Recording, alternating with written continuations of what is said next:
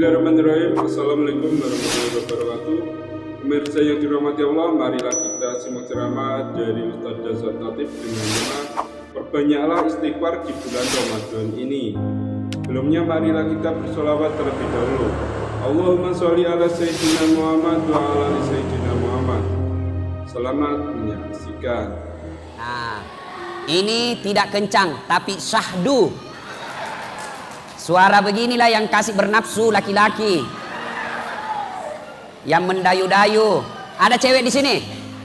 Ada? Cewek, kalau dia telepon ke cowok, jangan suaramu mendayu-dayu, jangan suaramu menggelombang, karena bisa membuat laki-laki bernafsu. Coba itu, ditelepon sama cowoknya. Assalamualaikum. Waalaikumsalam. Nah, itu bikin nafsu laki-laki. Tanya lagi cowoknya, kamu di mana, Dek? Di rumah aja. Lagi bikin apa? Baring-baring aja, Kak. Nah, itu bikin nafsu laki-laki. Coba kalau kau salam. Assalamualaikum. Waalaikumsalam. Di mana? Di rumah. Lagi apa? Baring-baring. Apa tanya-tanya? Nggak nafsu itu laki-laki. Langsung dia bilang, tutup mipale. Assalamualaikum. Nah. Coba suara bapak-bapak. Ibu-ibu diam. Bapak-bapak didengar salawatnya. Ayo, Pak. Jangan mempermalukan jenis kelamin. Yuk. Salatu ala toha salatullah ala yasin habibillah. Mantap, bapak masih boleh poligami, masih kencang kalau berani, kada wani. Bapak, saudara-saudara sekalian, Ramadan telah tiba. Ramadan ini banyak sekali namanya. Mari kita lihat satu. Ramadan ini dilipat gandakan segala kebaikan. Maksudnya, Bapak melakukan satu kebaikan, pahalanya 700 kali lipat. Oleh karena itu, selama Ramadan ini, perbanyak kebaikan-kebaikan. Manfaatkan Ramadan ini memperbanyak amalan-amalan. Amalan apa? Yang gampang-gampang saja dulu. Satu, tiada hari tanpa wudhu. Kemana-mana selalu ada wudhunya. Mau pergi sekolah, wudhu dulu. Mau pergi ngaji, wudhu dulu. Mau pergi kantor Pak Bupati, wudhu dulu. Ibu-ibu mau pergi pasar, wudhu dulu. Mau pergi gosip, wudhu dulu. Ada tukang gosip di sini? Ada? Ada, tadi saya masuk, ada gosip saya. Begitu saya turun dari mobil langsung bilang, itu juga bajunya waktu di TV One. Kenapa? Khusus saya kok. Saya pakai baju kau yang sibuk. Dasar ibu-ibu. Macapilah. Ada juga kadang ngomong, kadang berpender, diam-diam aja si kopi, tapi mulutnya dong. Iya. Ayo adik-adik, mau kemana-mana ada wudhu. Pak Bupati, alhamdulillah kalau Pak Bupati kita ini, satu kelebihan yang senang sama saya, Pak Bupati kita ini lembut, santun, sopan, kadang macam-macam. Masya Allah, hebat.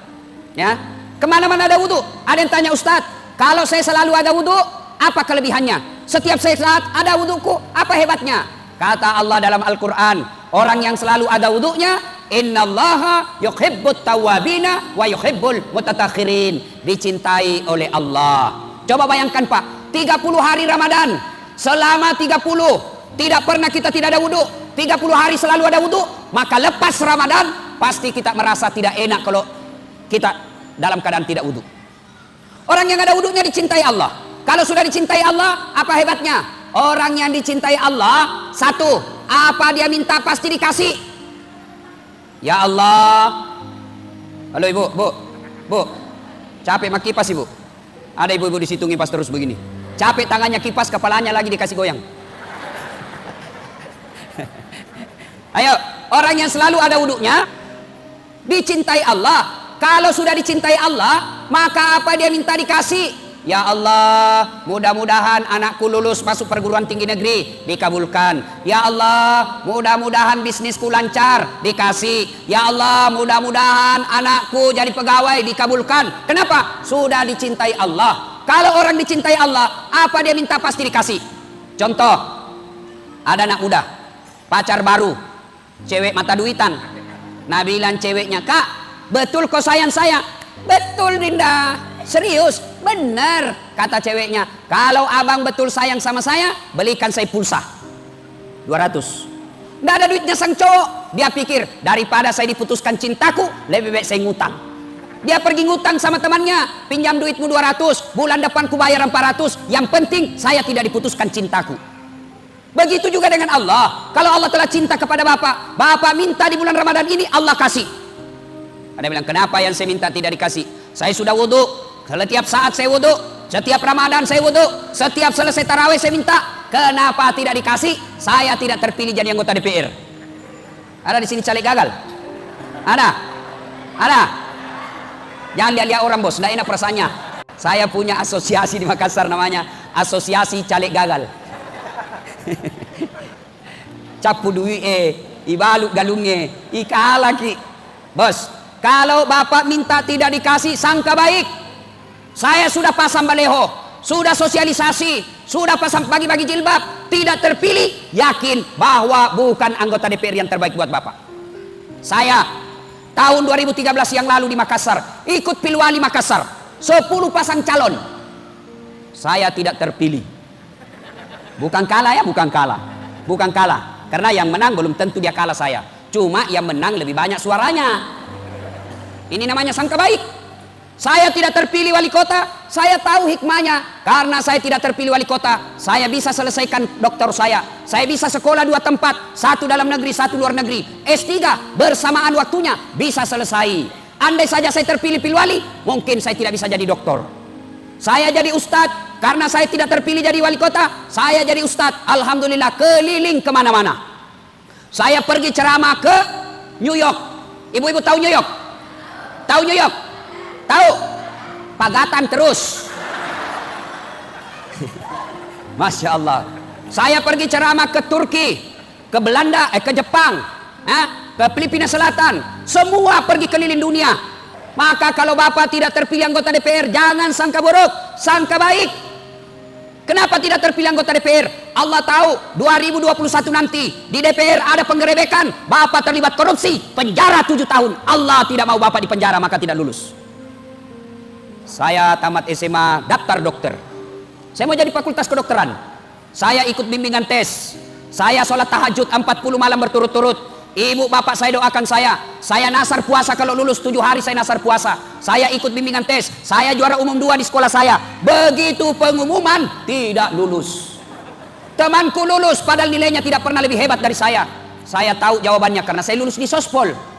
Saya lulus di Sospol, saya tahu jawabannya. Ketika saya pulang kuliah, terjadi tabrakan jalan perintis kemerdekaan. Saya turun tolong dia, berceceran darah di aspal. Dia yang tabrakan, saya yang pingsan. Ternyata saya tidak bisa lihat darah. Sampai sekarang Pak, biar itu di YouTube, kalau saya lihat orang berkelahi, batikam, weh, kayak mau pingsan saya. Ternyata saya sampai sekarang tidak bisa lihat darah. Seolah-olah Allah ingin berkata kepada saya, Das'ad, bagaimana kau jadi dokter? Nah, kau tidak bisa lihat darah, cilaka. Ayo, maka para caleg yang tidak terpilih, jangan berkecil hati, jangan kecewa. Bapak-bapak juga yang sudah dikasih jilbab dan tidak dipilih itu orang, sesak kok nanti kalau mati. Di blender kok. Mau janji orang baru mau bohongi. Hati-hati yang makan serangan fajar. Banyak pasti di sini. Datang orang dia bilang, siaga duina. Bos, dengar. Dengar. Selesai perang Badar. Perang Badar bersama Nabi membela agama Allah. Ada yang meninggal sahabat 1. Meninggal. Seluruh sahabat berkata, ahlul jannah. Ini orang mati masuk surga. Kata Nabi, tidak. Dia masuk neraka ini orang. Masuk neraka. Sahabat heran. Kenapa bisa ya Rasul? Dia membela agama Allah. Berperang bersama Nabi. Kenapa dia masuk neraka? Kata Nabi, periksa kantongnya. Periksa kantongnya. Begitu diperiksa kantongnya, ada barang haram yang dia ambil dari negara tanpa pengetahuan. Dia curi. Itu baru di kantongnya. Bagaimana bapak yang makan? Dikasih gula 2 liter. Dikasih rokok. Masih aku cilaka. Yang ketawa, saya serius ini. Maka bapak-bapak yang sudah ngambil, kasih kembali uangnya orang. Selama bapak tidak kembalikan itu uang orang, selama itu bapak tidak diterima tobatnya. Biar bapak 40 malam sholat tahajud, mohon ampun selama Ramadan, Tapi orang yang kita tipu sakit hati, Bapak tidak minta maaf sama yang kita tipu, bahkan kita tidak kembalikan barangnya, maka selama itu Bapak tidak diterima tobatnya. Maka jangan heran selama Ramadan 30 hari berdoa tidak dikasih doanya. Maka sebentar kasih kembali uangnya orang. Maka nih kau capuk nih Ustaz, kurang yang lihat burasa selei iga suruh kau malai boja. Ya, nah doa satu, orang yang selalu ada wudunya dicintai Allah. Orang yang dicintai Allah selalu dikasih apa yang dia mau. Kalaupun dia tidak dikasih apa yang dia mau, percaya bahwa apa yang Bapak minta tidak baik. Yang kedua, orang kalau selalu ada wudunya terpelihara dari dosa dan maksiat. Contoh, saya kalau ada wuduku, pergi sekolah dulu waktu SMA dan kuliah, kalau saya mau naik PT-PT, apa namanya di sini kalau PT-PT? Taksi. Kalau saya mau naik taksi, saya tidak mau kalau banyak cewek di atas. Enggak usah, nanti rusak wuduku. Terpaksa naik karena tidak ada pilihan, kita mau ujian. Oke, saya naik di atas PT-PT, tidak mau saya duduk dekat cewek. Cewek di sini, saya di sini. Terpaksa duduk dekat cewek karena ini yang kosong. Oke, saya duduk dekat cewek, tapi saya selalu waspada. Begitu sopir rem mendadak, ku pegang itu besi baru ku tahan. Itu kalau ada wudu. Tapi kalau tidak ada wuduku, belum direm, sudah pura-pura jatuh. Coba, orang yang selalu ada wudunya terpelihara dari dosa. Jangankan orang lain, saya kasih contoh. Bapak ibu, suami istri, selesai wudu, mau jabat tangan. Saya itu mamaku kalau sudah wudu, nabo dan bapakku langsung, aja, bela aku. Coba, padahal suami istri itu. Meskipun sebenarnya berbeda pendapat ulama. Syafi'i tidak boleh, batal. Kalau Imam Ahmad, selama bapak tidak nafsu, tidak batal. Maka saya, kalau mahasiswaku di UNAS yang cewek-cewek, yang cantik-cantik, saya tidak mau jabat tangan, saya begini saja. Karena Ustaz, selama hari raya Ustaz. Kenapa? Dia muda, saya juga muda. Dia cantik, saya gagah. Ustaz, masa nafsu? Iya, saya manusia. Masa Ustaz nafsu sama cewek? Iya, ayat tidak mengatakan la taqrabus zina illa Ustaz. Jangan dekati zina kecuali Ustaz. Tidak, semua. Biar Ustaz kalau cewek cantik hancur kok. Maka kalau mahasiswaku saya begini saja. Tapi kalau ibu majelis taklim yang sudah 60 tahun, 70 tahun, yang sudah bau minyak gosok, saya jabat tangan, saya anggap mamaku. Tidak mungkin saya nafsu sama mama-mama. Ya tidak lah kalau mama-mama yang nafsu sama saya. Yuk, jabat tangan. Ya, orang kalau ada wudunya terpelihara dari dosa. Jabat tangan. Nah, ini yang banyak juga, mumpun saya ingat. Ada yang tanya, Ustadz, bagaimana kalau puasa berhubungan suami istri siang hari? Ramadan. Wah, pelanggaran besar, bos. Apa bayarnya? Puasa kok 60 hari berturut-turut. 60 hari berturut-turut. Artinya apa? Kalau rusak puasanya di 58, mulai lagi dari 1. Makanya jangan coba-coba tidur siang sama istri. Apalagi yang pengantin baru, jauh-jauh kok. Bagaimana kalau malam? Halal. Malam sudah buka, bahkan boleh dipakai buka. Ya aku ketawa anak, ini urusan orang tua.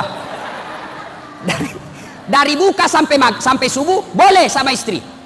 Berhubungan suami istri boleh malam. Yang penting istrimu. Kalau pacar tidak boleh, siang malam juga tetap tidak boleh. Kalau istri boleh kalau malam. Langsung dia bilang orang, ada yang datang, Ustaz, masa boleh kalau malam? Boleh, yang penting istrimu. Serius boleh. Langsung dia bilang, astagfirullah Ustaz, saya sudah 4 tahun, biar malam tidak juga. Kadongok kok. Makanya belajar kok bos. Ada lagi yang tanya, ini yang banyak ibu-ibu tanya. Ini kan pura-pura tahu saja semua ini. Ada yang tanya, Ustaz, kalau kita sudah begitu, kita makan sahur jam 2 subuh, apakah langsung mandi? Tidak. Bukan puasa yang menyebabkan Bapak mandi wajib, tapi sholat subuh. Jadi kapan mandinya Ustaz? Mau sholat subuh. Bayangkan kalau saya begitu langsung mandi. Pengantin baru buka begitu, mandi. Pulangi taraweh jam 10 begitu lagi, mandi lagi. Mau tidur jam 12 begitu, mandi lagi. Bangungi begitu, mau makan sahur begitu lagi, mandi lagi. Mau pisah bayam begitu lagi, mandi lagi. 5 kali kau mandi satu malam, mesek kok. Ada juga yang banyak tanya ini, Ustadz, bagaimana kalau anak muda? Anak muda mimpi basah. Ya, Pak Bupati masih mimpi basah kah? Ini biasanya anak muda. Ya, kalau mimpi basah di siang hari Ustadz, misalnya, ya misal pulang sekolah jam 1, sudah sholat duhur, dia tadarus setengah jam, ngantuk tidur, dikasih hadiah oleh Allah. Hadiahnya apa? Mimpi basah. Jam 2 siang mimpi basah. Sah tidak puasanya? Sah. Dengan catatan, begitu bangun langsung mandi. Itu bangun langsung mandi. sah. Kalau mimpi basah, mimpi. Kalau kau kreatif sendiri, batal nih. Ya, ini kan banyak yang tanya. Ada lagi yang tanya, Ustadz, bagaimana menelan ludah? Ini biasa anak-anak kecil kasihan, yang boleh puasa. Bagaimana menelan ludah? Boleh kau telan ludahmu, yang penting ludahmu. Keluar masuk, masuk. Boleh, yang penting tidak keluar dari mulutmu. Boleh kalau ludahmu, yang penting juga jangan kau tambah itu ludahmu. Ambil aja. Batal nih bos. Ya, ada yang tanya, Ustadz, bagaimana kalau kumur-kumur wudhu? Batal atau tidak? Kumur-kumur batal. Kenapa bisa? Soalnya 3 kau kasih masuk, 1 keluar. Nah, ibu bapak saudara-saudara, kembali lagi. 1, orang yang selalu ada wudhunya dicintai Allah. Yang kedua, orang yang selalu ada wudhunya maka terpelihara dari dosa. Yang ketiga, orang yang selalu ada wudhunya maka sebelum dia tidur, misal Pak ya, sebentar malam Bapak di pulang taraweh, selesai ngaji, kan ngaji disunahkan ada wudhu. Kita ngaji tadarus ada wudhu. Capek selesai ngaji baring-baring, tertidur. Subhanallah. Bapak kalau ada wudhu tidur. Kalau ibu tidur ada wudhu, maka setiap ibu goyang, gerak, malaikat berdoa, ya Allah ampuni dosanya ini orang tidur karena dia tidur ada wudhunya. Misal Bapak sudah tidur, goyang kepalanya, malaikat, ya Allah ampuni dosanya. Goyang lagi tangannya, ya Allah ampuni dosanya. Goyang lagi tangannya, ya Allah ampuni dosanya. Goyang kakinya, Allah didoakan malaikat diampuni dosanya. Maka mulai sebentar Pak, setiap Bapak mau tidur, wudhu dulu. Itu amalannya Nabi. Bayangkan kalau setiap gerak 70 gerak, 70 kali kita gerak dalam tidur, 70 kali malaikat mendoakan kita di malam hari, Allah ampuni dosa-dosanya. Apalagi orang yang selalu ada wudhunya, dalam Al-Quran Allah jelaskan, simahum fi wujuhihim min asaris sujud. Di muka mereka nanti di akhirat ada bekas sujud. Apa bekas sujud? Bercahaya wajahnya. Apalagi keutamaan wudhu. Orang yang selalu ada wudhunya, insya Allah menyenangkan hati ketika dipandang wajahnya.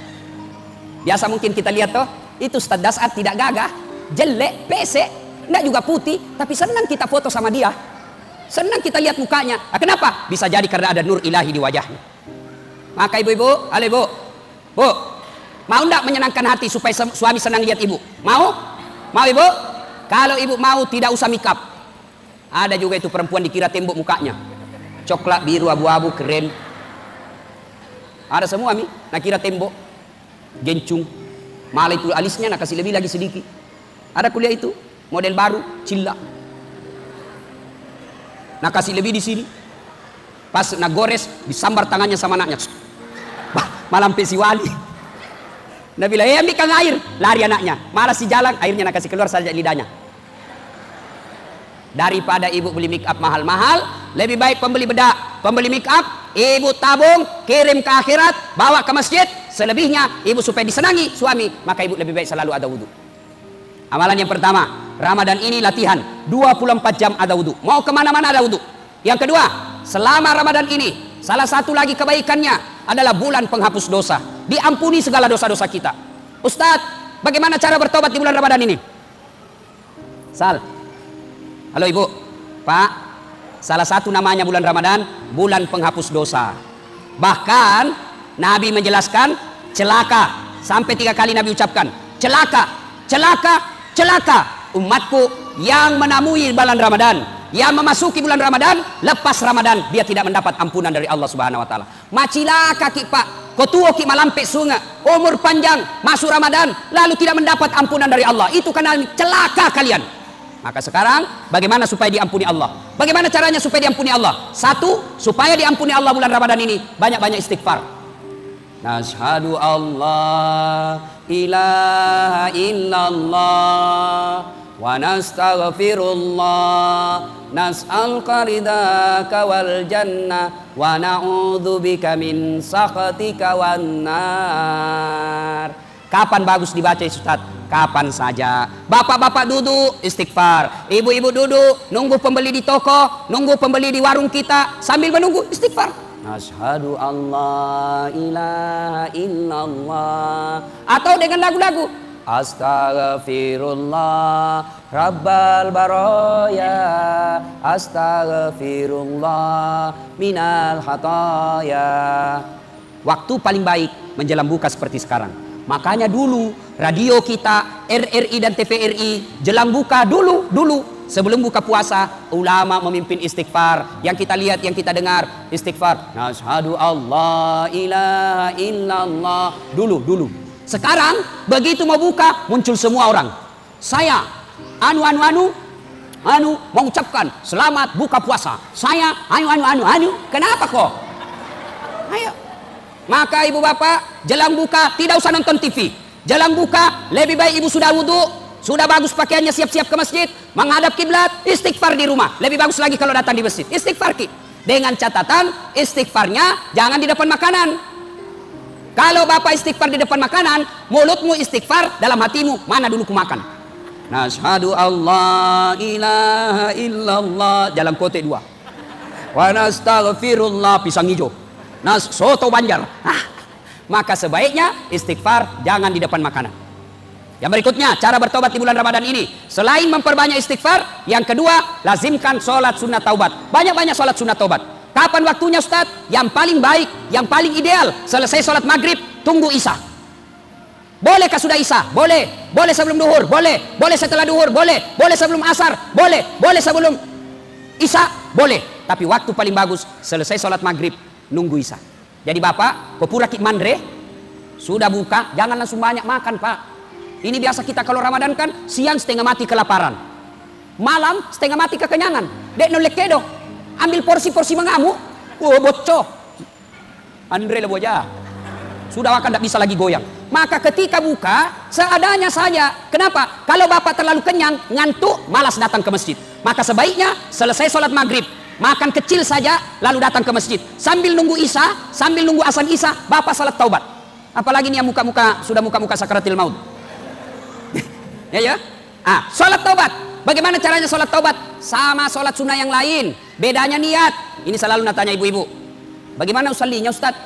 Niat tidak harus diucapkan. Niat bahasa hati. Tanpa diucapkan sah. Coba lihat orang Arab. Bapak ibu coba lihat orang Arab kalau di masjid. Masih haram. Masjid Nabawi. Coba lihat itu orang-orang Arab. Masuk masjid, jalan. Berdiri, langsung takbir. Allahu Akbar. Kalau kita kan lama ki dulu. Loading. Maka apa lagi? Allah.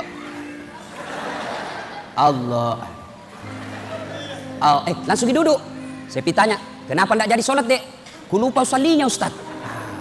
Tidak harus diucapkan. Kalau mau diucapkan juga bagus. Contoh, usalli sunnatal taubat raka'ataini lillahi ta'ala.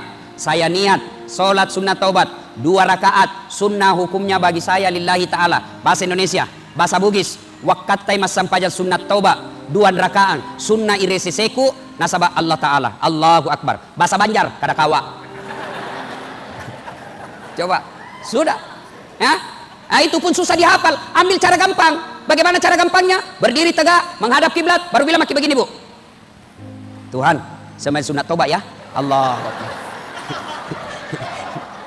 Ya ketawa ji, serius saya. Boleh. Sudah itu, rakaat kedua ulang lagi. Tuhan, masih seperti yang tadi. Allah.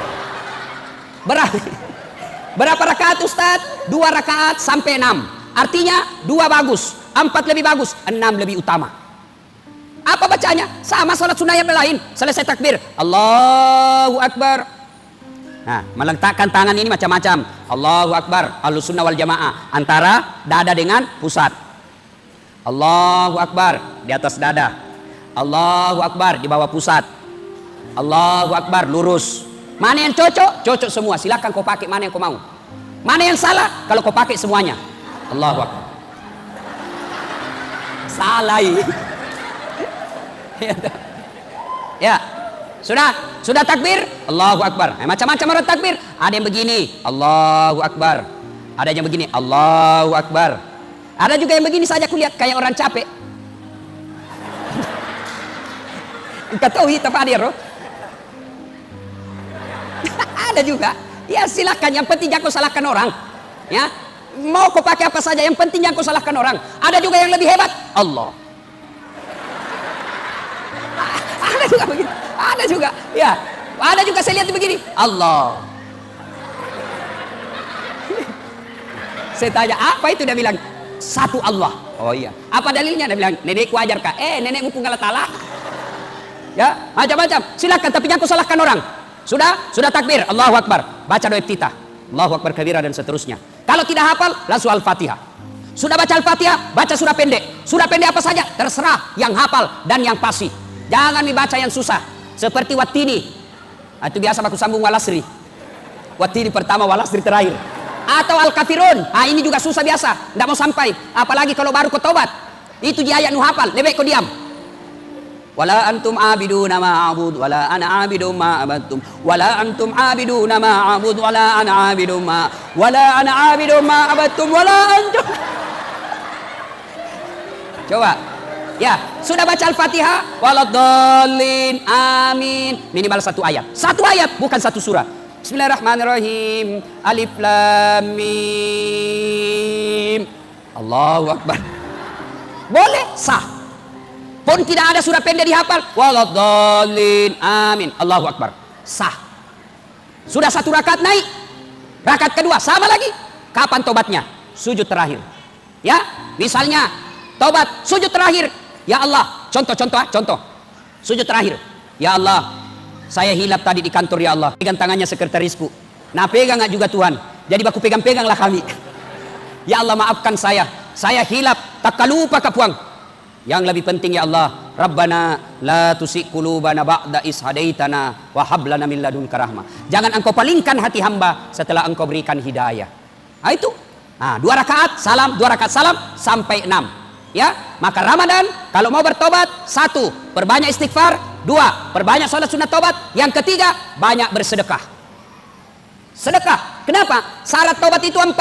1, menyesal. 2, mengakui. 3, tidak mengulang. 4, ganti kebaikan. Tidak mengulang. Ini biasa juga kita tobat ibu hamil. Pernah lihat tobat ibu hamil? Pernah lihat ibu hamil melahirkan, Bu? Teriak-teriak itu tobat. Tobat nak Pak. Musesaka. Tidak mau lagi saya hamil. Kau siksa saya Pak. Terakhir ini tidak mau lagi saya. 5 bulan kemudian hamil lagi. Nah, jangan tobat seperti itu. Menyesal, tidak mengakui, ganti dengan kebaikan. Kalau selama ini Bapak malas sedekah, maka setelah bertobat rajin bersedekah. Minimal sedekahlah dengan apa? Akhlak. Saya tidak bisa sedekah dengan duit, maka sedekahlah dengan akhlak. Saya tidak bisa bersedekah dengan tenaga, maka sedekahlah dengan senyum. Karena serendah-rendah sedekah adalah senyum. Dan itu senyum gampang sekali Pak. Ketemu orang, sudah kasih, datang, saya sedekah ikut. Nah, lalu bapak-bapak, ini bapak-bapak mau sedekah, sedekah paling baik adalah sedekah kepada istri. Apa Rasulullah bersedekah kepada istrinya? Rasulullah bersedekah kepada istrinya. Setiap beliau mau keluar rumah, beliau sedekah istrinya. Apa sedekahnya? Dia cium jidatnya istrinya. Fatimah. Nah, maka Pak, mulai besok praktek. Setiap bapak mau keluar panggil istri, sayangku, sayangku. Ada cerita nih, wallahu alam benar atau tidak. Ada kakek-kakek, setiap dia panggil istrinya selalu sayang. Sayangku, sini dulu. Sayangku, ada tamu. Sayangku, belikan susu. Sayangku, nyalakan lampu. Dia dengar cucunya. Langsung dia, tahu kakek romantisnya. Sayang terus sama nenek. Dia panggil, kenapa? Kek, jangan kau ribut. Kenapa? Ku lupa namanya nenekmu. Ayo boleh dicontoh. Bapak-bapak sedekah kepada istri. Saudara-saudara sekalian, Ramadan ini banyaklah bersedekah. Halo ibu-ibu. Kalau meninggal siapa yang pakai cincin tak? Siapa yang pakai gelang? Siapa yang pakai kita punya gelang? Semuanya ditinggal. Siapa yang pakai? Istri keduanya, suami. Maka bersedekahlah. Bapak-bapak jangan terlalu pelit. Demi Allah, tidak ada orang bangkrut gara-gara sedekah. Maka Ramadan ini 1 rupiah Allah nilai 700.000 rupiah. 1 rupiah sama nilainya Bapak sedekah 700.000 di luar Ramadan. Jadi kalau 1 rupiah Bapak sedekahkan 700.000 di luar Ramadan. Kita sedekah. Jangan terlalu pelit. Kita kan kentara pelitnya. Mau lihat pelitnya orang Islam, edarkan celengan. Kalau lewat depan kita itu kan pura-pura tidak lihat. Pura-pura cerita. Lah pina pas pada ceng itu dana. Ada juga anak muda. Orang tua dia tarik dompetnya lewat celengan. Begitu dia tarik, dia kasih masuk. Dia cari. Berapa dia kasih masuk? 2.000. Begitu dia kasih masuk 2.000, tiba-tiba ditepuk pundaknya dari belakang anak muda. Haji, tabe. Wih, bukan 100.000. Dia bilang ini orang tua, hebatnya ini anak muda. 100.000 dia sumbangkan. Dia kasih masuk celengan. Pas masuk celengan, dia bilang anak muda, tapi Haji, itu uang tadi, uang bapak yang jatuh dari kantong. Apalagi masuk di celengan. Begitu sekeknya ini orang, dia datangi tuh di masjid, dia bilang buka itu celengan, salah masuk ini. Bapak saudara-saudara sekalian, Ramadan bersedekahlah. Dan yang berikutnya, di bulan suci Ramadan ini, memaafkan. Pemilu sudah lewat, pilcaleg sudah lewat. Bapak ada 3 golongan orang yang tidak diterima ibadah Ramadannya. Puasanya sah, salatnya sah, tarawihnya sah, tapi tidak dicatat di buku amalnya. 3 golongan ini, satu diantaranya adalah mereka yang memutuskan silaturahim. Maka selesai nanti ini, minta maaf sama tetangga. Kemarin kita berbeda pilihan, maafkan saya. Saling memaafkan. Sudah minta maaf, dia tidak maafkan kita, bukan urusan. Yang paling penting kita minta maaf. Dia maafkan kita, bukan urusan kita. Bapak ibu saudara-saudara sekalian, sebenarnya banyak yang kita ingin.